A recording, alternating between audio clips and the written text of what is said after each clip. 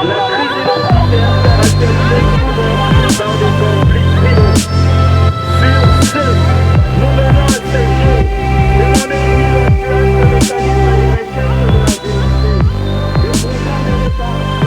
República Democrática do Congo é o segundo maior país do continente africano, né? Para quem não sabe, as fronteiras do continente africano foram erigidas em 1885 em Berlim, né? Cujo as grandes potências na época se uniram para dividir o continente africano. E desde então também o nascimento da República Democrática do Congo. E de 1885 a 1909 nós fomos dirigidos por um rei que era o rei da Bélgica, que dirigiu de braço de ferro, né, a nação, e na época já tinha gerado cerca de 10 milhões de mortos. O ato de hoje ele é muito importante, né, para a comunidade congolesa que está aqui no Brasil, por conta de diversas questões que acontecem, né, no continente africano e sobretudo na República Democrática do Congo, né, seja a questão da democracia, né, da violência, das mortes e outras questões que se passam também no âmbito de exploração de recursos naturais, né.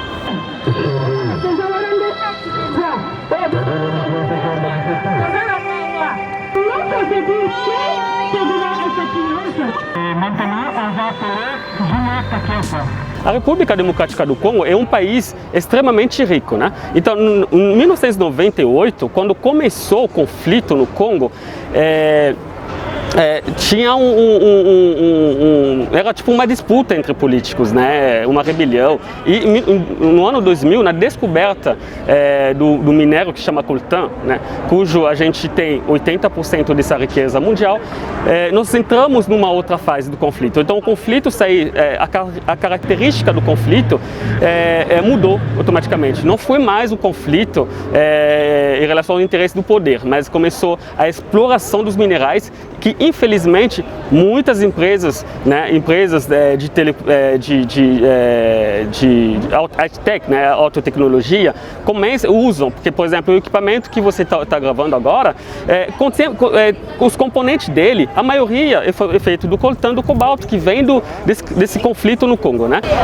Então, o custo do silêncio é uma das características do conflito congolês. Não é um conflito que é muito silêncio, mas, infelizmente, que já matou muita gente, né? E está escrito aqui mais de 6 milhões de mortos, né? E hoje nós estamos aqui justamente para poder lembrar dessas pessoas. No âmbito do genocídio, há uma estimativa de que há mais de 6 milhões de mortos, né?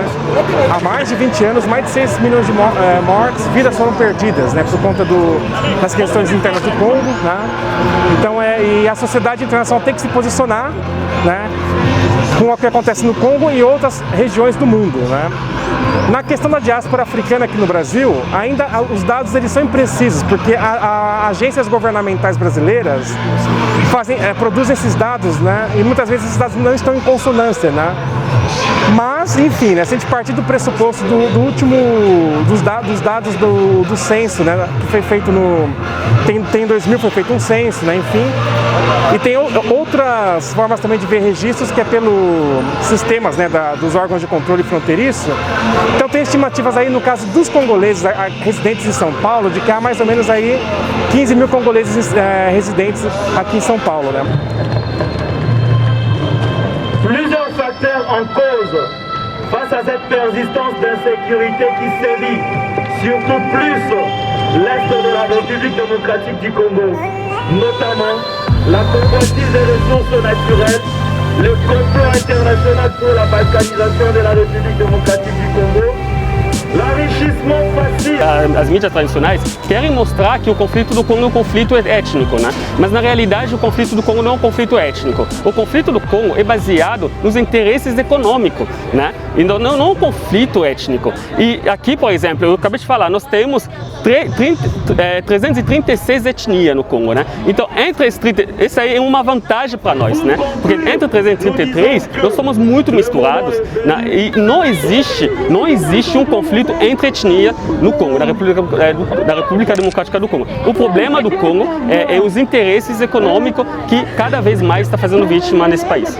E é um momento importante também porque a gente está falando do ativismo transnacional, né? Então são essas vozes, né, que estão aqui no Brasil reverberando, né, diversas questões, denúncias, enfim, genocídio, né, contra o genocídio que acontece particularmente hoje na República Democrática do Congo. Então é importante estarmos aqui para apoiar esse ato, né, darmos algum tipo de visibilidade, né, seja para a sociedade brasileira, seja para os movimentos também afro-brasileiros também se juntarem, se somarem nas próximas etapas que tiverem, seja com o grupo que está aqui ou com outros grupos, né, tem outras agendas também, outros grupos de africanos e africanas que aqui residem, né, imigrantes negros no geral, e também que, do ponto de vista estatal, também que tem algum tipo de retorno. A gente sabe que tem uma questão aí do âmbito das Nações Unidas, as organizações supranacionais. Nós estamos tentando se aproximar dos movimentos negros brasileiros, né, justamente para poder apoiar nossas causas também, né. Nós que somos africanos natos, né,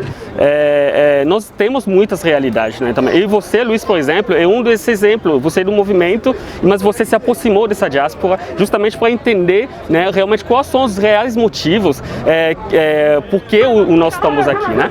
Então, essa aproximação ainda é tímida, mas eu espero que depois dessa nossa colaboração com você, Luiz, vai aproximar os dois movimentos, a diáspora africana aqui no Brasil e no mesmo tempo a diáspora, os movimentos negros. E a gente sabe que pós-abolição, né, muitos dos registros foram apagados e para nós é difícil sabermos de onde nossos antepassados vieram, né? Claro, sabemos que é de África, mas África de qual grupo étnico, de qual região, de qual território, né? Isso é difícil saber. Muitos aqui brasileiros, né, brancos, né, ou asiáticos, falam: meus antepassados eram italianos, espanhóis, portugueses, né, alemães, enfim. E para nós é difícil essa busca, né, muito difícil. Só que é interessante também que dos movimentos africanos e os movimentos afro-brasileiros estão, eu digo que ao longo desses 20 anos que eu posso acompanhar, né, existem muitos pontos de distanciamento e de aproximação também, né? Então as agendas de luta são outras. Um exemplo é hoje, estamos falando de uma questão específica da República Democrática do Congo.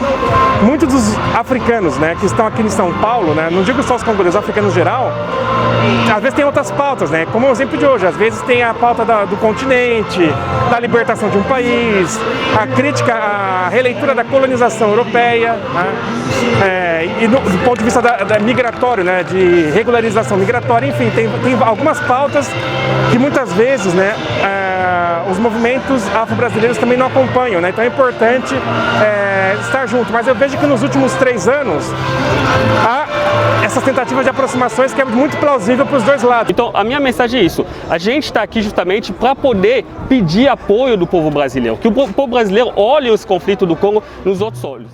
Hoje, nós estamos aqui para poder pedir, né, uma instauração de uma TPI especial por os crimes cometidos na República Democrática do Congo. A lista cerca de 360 crimes que foram cometidos no Congo durante 1993 a 2003.